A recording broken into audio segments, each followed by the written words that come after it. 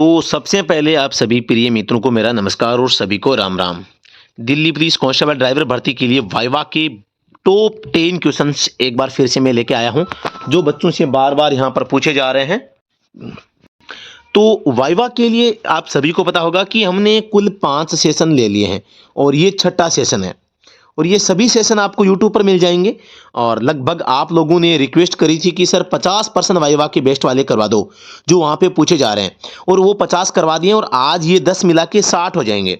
तो उम्मीद है कि आप सभी को इनसे फ़ायदा हुआ होगा और आप अब एक बेहतरीन तरीके से फुल कॉन्फिडेंस में आप जाएंगे और अपना जो वाइवा टेस्ट है वो देकर आएंगे। तो जिनको इन प्रश्नों से फ़ायदा हुआ है, एक छोटा सा अच्छा वाला कमेंट आप मेरे लिए, रासर के लिए, स्टडी एट होम के लिए छोटा सा अच्छा वाला कमेंट आप लिख सकते हैं और लाइक वाला बटन भी आप चाहें तो दबा सकते हैं। सबसे पहला प्रश्न है, बर्फीले क्षेत्र में गाड़ी को फिसलने से बचाने के लिए किसका उपयोग किया जाता है? तो बर्फीले क्षेत्र में जैसे कि जम्मू कश्मीर, लेह लद्दाख, हिमाचल में, इधर अगर आप गाड़ी चलाते हैं उत्तराखंड में और वगैरह पहाड़ी इलाकों में जहां बर्फ होती है, वहाँ आप सभी को पता है कि गाड़ियाँ जब चलती है तो गाड़ी के टायर है वो फिसलने लगते हैं। तो उसके लिए आपको क्या सावधानी रखनी चाहिए? पहली बात तो है, हाई प्रेशर टायर का उपयोग न करें आप। यानी कि कम थोड़ी सी एकदम हल्की हवा का जो एक निर्धारित मापदंड है उसी के अकॉर्डिंग हवा रखें। ज़्यादा टाइट और ज़्यादा कम दोनों ही नहीं रखने चाहिए। कम हवा भी काम की नहीं है, ज़्यादा हवा भी काम की नहीं है। हवा की मात्रा सही होनी चाहिए। दूसरी बात, जहाँ पर बर्फ़ ज़्यादा होती है तो वहाँ पर गाड़ी को फिसलने से बचाने के लिए स्नो चेन का इस्तेमाल किया जाता है। किसका? Snow chain. कई लोग इसको केवल चेन बोल देते हैं, पूरा नाम पूछे तो स्नो चेन का इस्तेमाल किया जाता है। और ये आप सभी को पता होगा कि एक टायर होता है, इस टायर के ऊपर इस प्रकार से एक चेन सी बनाई होती है जो इसके ऊपर पहनाई जाती है। इसको पहनाकर आप गाड़ी चलाएंगे तो टायर है वो स्लिप नहीं होते हैं बर्फीले क्षेत्रों में भी। ठीक है, तो ये स्नो चेन का इस्तेमाल करते हैं, आप ये बता सकते हैं। इसके अलावा बताना चाहूँगा, आप जब बर्फीले क्षेत्र में गाड़ी चला रहे हैं तो आपकी गाड़ी के फॉग लैंप एकदम सही होनी चाहिए। गाड़ी की ब्रेकिंग एबीएस सिस्टम जो है आपका सही होना चाहिए और गाड़ी को अचानक मोड़ने से बचना चाहिए, है ना? इससे क्या ज़्यादा फिसलती है। प्रश्न 2 है, हेडलाइट की लो बीम का प्रयोग आप कब कब आप करते हैं? पहली बात तो हेडलाइट के उपयोग के बारे में बता देता हूं। हेडलाइट जो होती है, हेडलाइट के बारे में बच्चों को यह भी नहीं पता कि हम इसको लो और हाई कैसे करते हैं, क्योंकि हम सब हैं पढ़े लिखे ड्राइवर। बच्चों से मैं पूछता हूं, माना कि ये आपका एक कॉम्बिनेशन स्विच है जो कि हेडलाइट का है, ठीक है। अब इसको आपको हाई बीम पे करना है, लो बीम पे करना है, उनको ये तक नहीं पता। वो नहीं बताते कि ऊपर करने से, अब ये इसको मैं ऊपर ले जाऊंगा तो हाई होगी, लो होगी, ये तक नहीं बताते। नीचे जाएगी तो क्या होगी, है ना? और डीप पर देना होगा तो क्या करेंगे? तो यहां पर मैंने ये ऐसे प्रश्न कई लड़कों से पूछा है। तो माना कि ये आपका स्विच है, इस स्विच को माना कि ये मीडियम में है। अब आप माना कि इसको घुमा के राउंड करके आप हेडलाइट को ऑन कर देंगे। अब इसमें देखो उल्टा होता है। जब आप क्या करेंगे, इस स्विच को आप ऊपर ले जाएंगे तो लाइट होगी लो बीम। उल्टा होगा, देखो, ऊपर ले जाने से लो बीम होगी और नीचे ले जाने से हाई बीम हो जाएगी। अब मैं पूछता हूं, आपकी गाड़ी हाई बीम पर है और आपको डीपर लगाना है तो आप क्या करेंगे? तो आपका जवाब यह होना चाहिए कि सर हाई बीम पर है तो सबसे पहले स्विच को हम ऊपर करेंगे जिससे कि लो बीम पे आ जाएगी, और लो बीम से फिर आप उसको ऊपर की ओर पुश करेंगे जिससे कि गाड़ी की हेडलाइट का डीपर दिया जाता है।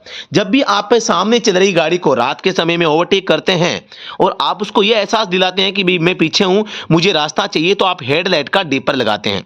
तो डीपर है वो इस स्विच के माध्यम से दिया जाता है। पहली बात तो यह आपको पता होनी चाहिए। ये छोटी सी चीज है लेकिन बहुत इंपॉर्टेंट है। अब मैं बात करता हूं लो बीम का इस्तेमाल कब कब करते हैं। जब आपके बारिश आ रही है, रात का समय हो, बारिश है, धुंध हो जाती है, कोहरा हो जाता है ना? 3, इसके अलावा गोधूली बेला, जहां पर न तो सूर्य अस्त होता है पूरा, न इसका प्रकाश होता है, यानी कि बीच वाला समय जो होता है, मतलब कि सूर्य अस्त हो रहा होता है ना, तब लाइट से भी नहीं दिखता है और न लाइट बंद करने से दिखता है। तो आप फोग लैंप का प्रयोग है उस समय भी कर सकते हैं ताकि आराम से देखा जा सके। इसके अलावा मैं बताना चाहूंगा लो बीम का जो प्रयोग है, आप अगर ग्रामीण सड़क पर कोई गाड़ी चला रहे हैं जहां से बार बार सामने से व्हीकल उसी रोड पर आ रहे हैं, तो ग्रामीण सड़क पर आप आपको नीचे वाली बीम ही रखनी चाहिए। दूसरी बात, अगर आप शहर की सड़कों पर चल रहे हैं तो शहरी सड़कों पर भी लो बीम का प्रयोग होता है। इसके अलावा जिस सड़क पर खंभों पर लाइटें लगी होती है, यानी कि रोड के ऊपर लाइटें लगाकर प्रकाश की सुविधा की हुई होती है, वहां पर भी आप हाई बीम का प्रयोग नहीं कर सकते। तो यह था लो बीम का प्रयोग करना। इसके अलावा यानी कि दिन के अंदर अगर किसी भी रीजन से आपको हेडलाइट को ऑन करने का अगर आपको आवश्यकता पड़ गई है तो आप हाई बीम पर दिन में हेडलाइट को ऑन नहीं रख सकते। यह थोड़ा सा आपको ध्यान रखना है, हाई बीम नहीं हो सकती दिन में, ठीक है। दिन में अगर होगी तो केवल लो बीम का इस्तेमाल होगा, लो बीम दिन में, ठीक है। यह भी एक इंपॉर्टेंट फैक्ट है जो मैं आपको बताना चाह रहा हूं। अगले प्रश्न पे चलते हैं। स्टीयरिंग नॉर्मल में या मैनुअल स्टीयरिंग बोल दो, किस ग्रेड का ऑयल का उपयोग किया जाता है? इस प्रश्न का जवाब मैं इस वीडियो के लास्ट में बताऊंगा। आप कमेंट सेक्शन में बताएं तुरंत प्रभाव से कि आपका प्रश्न का जवाब सही होता है या गलत होता है। मैं इस वीडियो के लास्ट में बताऊंगा, 10 नंबर प्रश्न के बाद बताऊंगा। इतने में आप इस प्रश्न का जवाब मुझे बता दें। देखते हैं कौन कौन, देखें यहां पे जो है पक्की वाली, जो पक्का वाला गेम खेलते हैं, और कौन कच्चे खिलाड़ी हैं, कौन पक्के खिलाड़ी हैं, ठीक है। हम डायरेक्टली चौथे प्रश्न पे आ जाते हैं। आगे सड़क पर स्कूल बच्चे क्रॉसिंग विद्यालय का संकेत है, तो आप हॉर्न का प्रयोग करेंगे या नहीं? अगर नहीं तो क्यों? इस प्रश्न का भी जवाब कमेंट सेक्शन में आप दे दीजिए। देखिए आपका सही होता है गलत होता है। मैं आपको डायरेक्टली पांचवें प्रश्न पे ले जाता हूं, ठीक है। तो यहां पर पांचवा प्रश्न क्या है, इन दो प्रश्नों का जवाब मैं आपको बाद में बताऊंगा। मैं आपके कमेंट्स को देखने का प्रयास करूंगा। आपके घर में कौन कौन सी गाड़ियां हैं? आपके घर में कौन कौन सी गाड़ियां हैं? तो आप जो भी गाड़ी बताएंगे, जैसे आपने बताई कि स्प्लेंडर बाइक है, या मैं कहूं मेरे पास में एचएफ डिलक्स है, एचएफ डिलक्स है, या मैं कहूंगा या मेरे पास में होंडा 110 है, होंडा 110 है, या होंडा एक्टिवा है। अब आपसे वो उस गाड़ी के बारे में जो आप बताएंगे, उस गाड़ी के बारे में, इंजन के बारे में पूछ लेंगे, कितना सीसी इंजन है, मॉडल पूछ लेंगे, कलर पूछ लेंगे, गाड़ी के नंबर पूछ लेंगे, मतलब गाड़ी का इंजन का सीसी पूछ लेंगे, इंजन ऑयल कितना आएगा पूछ लेंगे, रेट में कितनी मात्रा आएगी कूलेंट और पानी की वो पूछ लेंगे। तो जो गाड़ी आप बताएं उसकी डिटेल आपके पास में होनी चाहिए। बस इस पर्पज से मैंने पांचवा प्रश्न आपके सामने रखने का प्रयास किया है। टाटा 407 है, इंजन ऑयल कितना आएगा? तो इसमें इंजन ऑयल है 9+1, यानी कि 9 लीटर इंस्टेंटली आ जाता है, और कई गाड़ियों में 10 लीटर भी आ जाता है। तो आप यहां पर 9 लीटर इंजन ऑयल है आप बता सकते हैं। ग्रेड पूछे तो 15W40, आप 20W40 भी बता सकते हैं तो भी सही हो जाएगा। आप 30W40 भी बता सकते हैं, ये भी सही हो जाएगा। ये तीनों ही ग्रेड इंजन ऑयल के होते हैं, ये बात आपको खुद को पता होनी चाहिए। अब आपसे पूछे कि इंजन ऑयल को बदलने की क्या प्रोसेस होनी चाहिए? पहली बात तो गाड़ी किसी समतल जगह पर खड़ी हो और तुरंत चलकर न आई हो, यानी कि कम से कम 40-45 मिनट 1 घंटे से गाड़ी खड़ी हो स्थिर, ताकि इंजन के पार्ट्स में जो इंजन ऑयल मूविंग कर रहा है वो एक स्थिर जगह पे आ जाए और ऑयल संप में एकत्रित हो जाए।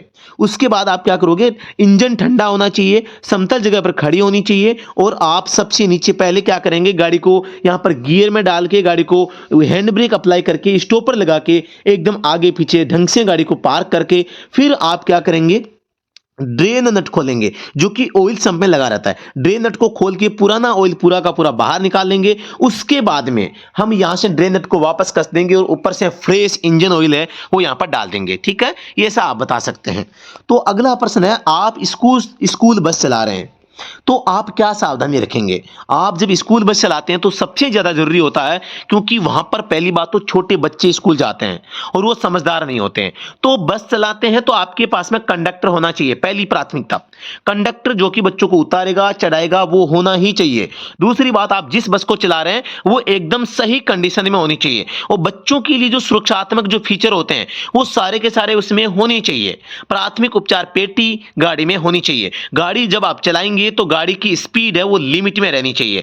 आप हमेशा है टाइम बाउंडेशन का ध्यान रखेंगे, जो टाइम है उस सही समय का आप सदुपयोग करेंगे। जब भी आप गाड़ी को रोकेंगे बच्चों को उतारने के लिए, चढ़ाने के लिए, तो सही जगह रोकेंगे और बच्चों को पूरी तरह से सावधानी से उतारेंगे, और उतर कर अगर वो रोड क्रॉस करते हैं तो उसके बाद ही आप यहां पर गाड़ी को रवाना करेंगे। चढ़ाते समय उनकी हेल्प करेंगे, उतारते समय उनकी हेल्प करेंगे। तो इस प्रकार की चीजें आप है स्कूल बस चला रहे हैं तो आपको ध्यान में वो रखनी चाहिए। यातायात के जितने भी नियम होंगे उन सब का पालन करेंगे। स्पीड को स्पीड को मोस्टली यहां पर आपको ध्यान में वो रखना है, ठीक है। तो ये कुछ चीजें मैं आपको बताना चाह रहा था, तो आपको ये ध्यान, स्कूल बस चला रहे हैं तो आपको ध्यान में रखना चाहिए, ठीक है। तो बाकी सब आप, अगर आपके पास में और भी कोई अगर सुरक्षा फीचर है स्कूल के लिए तो आप मुझे कमेंट सेक्शन में बताएं भी, ताकि मुझे भी पता चले। आप एसीपी यानी कोई अधिकारी है के साथ कहीं जा रहे हैं, ये एक पुलिस ऑफिसर है भैया ना, आप थानेदार समझ लो, एक थानेदार है, आप थानेदार अधिकारी के साथ कहीं जा रहे हैं और कोई एक व्यक्ति गाड़ी के बोनट पर मुक्का मारता है, तो आप क्या करेंगे? ये कल का पूछा गया प्रश्न अभी बता देना चाहता हूं मैं आपको। अब आप कहेंगे कि मैं उनसे लड़ाई झगड़ा करूंगा, आप कह देंगे मैं पुलिस को फोन करूंगा, तो पहली बात तो यह है दोनों ही जवाब गलत हो जाएंगे, क्योंकि आपके साथ में ऑलरेडी एक थानेदार है ना, ऑलरेडी एक थानेदार है, तो उसको, उसका वेट करें, उसको सूचित करें कि इस प्रकार की कंडीशंस आ गई है। तो आप क्या करेंगे? सबसे पहले तो बिना कोई कारण है, यहां पर ऐसा कोई करता नहीं है, अगर कोई माहौल खराब हो रखा है तो आप उस रास्ते से जाने से बचेंगे।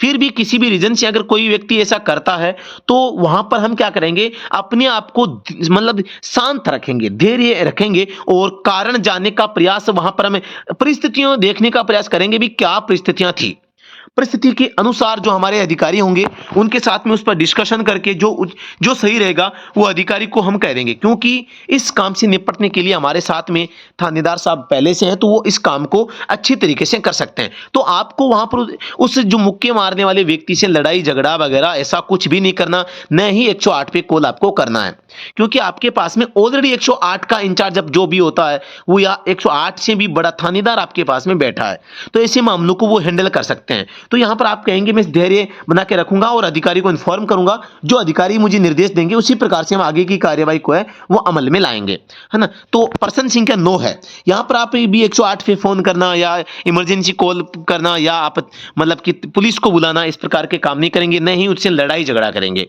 आप समझाइश करेंगे और कारण जानने का प्रयास कर सकते हैं, ठीक है, समझाइश कर सकते हैं आप अधिकारी को लेकर रवाना होने वाले हैं, लेकिन अचानक आपको गाड़ी का बीमा खत्म है याद आता है, तो आप क्या करेंगे? आप किसी अधिकारी को लेकर कहीं जाना चाहते हैं और आप जब गाड़ी में बैठ जाते हैं और रवाना होने वाले होते हैं और आपको पता चलता है कि यार इंश्योरेंस खत्म हो गई है, पहली बात तो इसका जवाब होगा कि सर मैं हमेशा याद रखूंगा कि मेरी गाड़ी के डॉक्यूमेंट्स है वो रेडी है या नहीं है। अगर कागज समाप्त होने वाले होते हैं तो मैं समय रहते उनको फिर से रिन्यू करवा लूंगा। दूसरी बात, बाय द वे, किसी भी मानवीय भूल के कारण अगर ऐसा हुआ कि मैं जब रवाना हो रहा हूं तब तक मुझे पता नहीं और मैं रवाना होते समय मुझे पता चले कि इसकी इंश्योरेंस नहीं है, तो मैं उस गाड़ी को किसी भी हालत में चलाने से मना कर दूंगा। मैं बिना इंश्योरेंस के गाड़ी को नहीं चलाऊंगा, वो चाहे मुझे किसी भी बड़े पर्सन से अधिकारी से मुझे आदेश मिले, मैं बिना इंश्योरेंस के गाड़ी किसी भी कंडीशंस में उसका उपयोग करने से बचूंगा, ऐसा आप कह सकते हैं, ठीक है ना। तो आप मेरे जवाब से कितने सेटिस्फाई हैं मुझे बताएं आप। प्रश्न 10 है, गाड़ी में ग्रीसिंग पॉइंट कहां कहां होते हैं या ग्रीसिंग कहां कहां होती है? कहने का मतलब है गाड़ी में ग्रीस कहां कहां करते हैं। तो सबसे पहले आप बता सकते हैं कि प्रोपेलर शाफ्ट है, प्रोपेलर शाफ्ट में यू जॉइंट होते हैं, दोनों में होता है भाई यू जॉइंट। एक आपका स्लिप जॉइंट होता है, स्लिप जॉइंट में हो जाएगा। एक आपके कबाड़ी यानी कि सस्पेंशन हो जाएगा, ये हो गया सस्पेंशन। 3, एक टाई रोड में हो जाएगा। 4, एक व्हील आर्म होती है, आपको पता है व्हील आर्म, इसको दूसरी भाषा में यानी कि जो एक्सल होती है, एक्सल को टायर के साथ जोड़ने वाला जो भाग होता है ना वो व्हील आर्म होती है, उसकी एक भुजा होती है कह सकते हैं हम। तो शाफ्ट नहीं कह सकते उसको, वो शाफ्ट नहीं होती, वो आर्म होती है। उस आर्म को एक्सल के साथ जोड़ते हैं, वहां पर भी क्या है थोड़ा मूविंग पार्ट है, घर्षण होता है, तो वहां पर आप व्हील आर्म में आप क्या करेंगे? ग्रीसिंग है वो करेंगे। इसके अलावा स्टीयरिंग में भी जो बॉल जॉइंट होते हैं, बॉल जॉइंट में भी ग्रीसिंग है वो किया जा सकता है, हालांकि बॉल जॉइंट में अलग से ग्रीसिंग की आवश्यकता नहीं होती है, ग्रीसिंग ऑलरेडी उसके साथ में पहले से ही होता है, वो पूरा पैक होता है, बॉल जॉइंट में ग्रीसिंग होता नहीं है। इसके अलावा और भी अगर कोई मूविंग पार्ट है तो वहां पर किया जा सकता है। सबसे ज्यादा ग्रीसिंग पॉइंट की आवश्यकता होती है वो होता है व्हील हब, व्हील हब, जहां पर आपको कम से कम 40,000 किलोमीटर गाड़ी जब चल जाती है तब आपको आवश्यक रूप से करना चाहिए। लेकिन अगर हेवी लोड में गाड़ी चल रही है और अगर पहले आवश्यकता है तो आपको पहले भी ग्रीसिंग है वो व्हील हब में करवा लेनी चाहिए। एक रनिंग ग्रीसिंग होती है, यानी आप सटासट 2 मिनट में ग्रीसिंग करी और फ्री हो गए, तो वो रनिंग ग्रीसिंग तो आपके टाई रोड है, यू जॉइंट है, स्लिप जॉइंट है और स्टीयरिंग जो व्हील आर्म है ना, टाई रोड है, सस्पेंशन है, यहां पर आप कर सकते हैं। और अगर आपको स्थायी रूप से काफी अच्छी तरीके से ग्रीसिंग करनी है, फिर व्हील हब की भी ग्रीसिंग होती है। तो आप मेरे जवाबों से कितने संतुष्ट है इसके बारे में आप कमेंट सेक्शन में बताएंगे। अब प्रश्न संख्या 3 पे हम आ जाते हैं। आपके जवाब आपने दे दिए होंगे, उम्मीद करता हूं, नहीं दिए तो अभी भी दे दीजिएगा। यहां पर मैं पूछना चाह रहा हूं कि स्टीयरिंग में कौन सी ग्रेड का ऑयल डलता है। स्टीयरिंग गियर बॉक्स में नाम में यहां पर लिखा है मैंने, यहां पर मैंने नाम लिखा स्टीयरिंग नॉर्मल, यानी कि मैनुअल स्टीयरिंग, यानी कि यहां पर बात पावर स्टीयरिंग की नहीं हो रही है। आप सभी को मैं यहां पर बताना चाहूंगा, आप सभी को पता है गाड़ी में एक ट्रांसमिशन सिस्टम नाम आता है, ट्रांसमिशन सिस्टम, ठीक है। और ट्रांसमिशन सिस्टम किसे कहते हैं? ट्रांसमिशन ऑयल नाम में अगर लूं तो इसका मतलब ये होगा ऑयल कहां कहां इस्तेमाल किया जा सकता है, गियर में काम लिया जा सकता है। अब गाड़ी में गियर कहां कहां है? एक तो गियर बॉक्स हम कहते हैं, एक गियर बॉक्स होता है, एक आप सभी को पता है डिफरेंशियल होता है, जो कि गाड़ी के पिछले जो ड्राइव एक्सल होती है उसके बीच में लगता है। तो एक तो डिफरेंशियल में भी क्या होता है आप सभी को पता है, ये प्रोपेलर शाफ्ट है, ये गियर होता है, एक ये रिंग गियर होता है, ये दोनों साइड में आपके जो है जो एक्सल होती है दो भागों में, तो ये सारा का सारा क्या है, एक गियरों का समूह है। मतलब कि जिस प्रकार से गियर बॉक्स है उसी टाइप से डिफरेंशियल भी एक प्रकार का गियर बॉक्स होता है। तो पहली बात तो यहां पर एक तो डिफरेंशियल की मैंने बात करी है, डिफरेंशियल, एक मैंने गियर की बात करी है। अब मैं एक नाम ले रहा हूं steering gear, steering gear box है, और मैंने यह पूछा है मैनुअल जो आपका स्टीयरिंग होगा उसमें स्टीयरिंग गियर बॉक्स होगा। और गियर बॉक्स का जहां पर भी नाम आ जाए, यानी जहां पर गियर होगा वहां पर कौन सी ग्रेड का ऑयल डलेगा, या तो आप 80W90 का प्रयोग कर सकते हैं या 85W90 ग्रेड का ऑयल का जो प्रयोग है आप कर सकते हैं। स्टीयरिंग गियर बॉक्स की बात आए, स्टीयरिंग गियर बॉक्स की बात आए तो आपको यहां पर 85W90 बताना है, लेकिन पावर स्टीयरिंग की बात आए तो यहां पर आपको TQ ग्रेड का ऑयल आपको लेना है। यानी कि बात है TQ ऑयल की, तो TQ ऑयल का प्रयोग केवल और केवल पावर स्टीयरिंग गाड़ियों में इस्तेमाल किया जा सकता है। मैनुअल या नॉर्मल स्टीयरिंग वाली गाड़ियों में TQ ऑयल का ग्रेड का प्रयोग स्टीयरिंग गियर बॉक्स में नहीं किया जाता। ये थोड़ा सा एक जो है नोट करने वाला पॉइंट है, आपको ध्यान में वो थोड़ा सा रखना है। तो यहां पर मैं अब अगला प्रश्न जो हमने होल्ड कर रखा था, आगे सड़क पर स्कूल बच्चे क्रॉसिंग विद्यालय का संकेत है, तो आप हॉर्न का प्रयोग करेंगे या नहीं? अगर नहीं तो क्यों? अब बच्चों को हम पूछते हैं ना कि भाई स्कूल का नाम आती है, वो डायरेक्टली सोच लेते हैं कि हॉर्न का प्रयोग नहीं करना है, वो नहीं करेंगे, ऐसा कह देते हैं सर नहीं करेंगे। ये गलत है भाई, आप यहां पर हॉर्न का प्रयोग कर सकते हैं। कहां पे कर सकते हैं? कंडीशन अप्लाई है भाई। यहां पर अगर इस सामने स्कूल है, हम केवल स्कूल के सामने, स्कूल के पास हॉर्न का प्रयोग नहीं कर सकते, लेकिन स्कूल के बच्चे अगर सड़क को पार कर रहे हैं तो वहां पर आप हॉर्न का प्रयोग कर भी सकते हैं और स्पीड को कंट्रोल भी आप रखेंगे। दोनों चीजें आप करेंगे, क्योंकि वहां पर बच्चे क्या कर रहे हैं, छोटे नन्हे मुन्ने बच्चे जो हैं यहां पर रोड क्रॉस कर रहे हैं, और रोड क्रॉस करने पर वहां पर उनको सावधान सचेत करने के लिए आप हॉर्न का प्रयोग कर सकते हैं। तो यहां पर मैंने कंफ्यूज करने के लिए, अगर नहीं तो क्यों, ये मैंने जानबूझ के लिखा है आपको कंफ्यूज करने के लिए। अब आप देख लो आपका सही हुआ गलत हुआ, आप कमेंट सेक्शन में बताएंगे कि जो मैंने 10 प्रश्न बताए हैं इनमें से आप किन किन प्रश्नों से उनके जवाब से सेटिस्फाई हैं और किन प्रश्नों के जवाब से आप सेटिस्फाई नहीं है। इसके बारे में थोड़ा सा मुझे आप कमेंट सेक्शन में बताने का प्रयास करेंगे, और आज का सेशन आपको कैसा लगा इसके बारे में भी थोड़ी सी मुझे जानकारी आप दे सकते हैं, जिससे कि हम अच्छे से मोटिवेट हों और आपका अगला सेशन भी एक शानदार सेशन होगा। अगर आपके अच्छे कमेंट आएंगे, अच्छे आपके लाइक्स आएंगे, आप अच्छी तरीके से वीडियो को देखेंगे और आपका फीडबैक अच्छा रहेगा तो अगला सेशन भी आएगा। वरना कोई जरूरी नहीं है, अब आपका ड्राइविंग टेस्ट चल रहा है, पास तो सभी हो ही रहे हैं। अगर आपकी डिमांड है, आपका अच्छा कमेंट आएगा तो उसको देख के ही अगली क्लास आएगी, वरना नहीं आएगी। तो साथ ही उम्मीद करता हूं कि आप सभी स्वस्थ हैं, मस्त हैं, अपने एग्जाम की अच्छी तैयारी कर रहे हैं।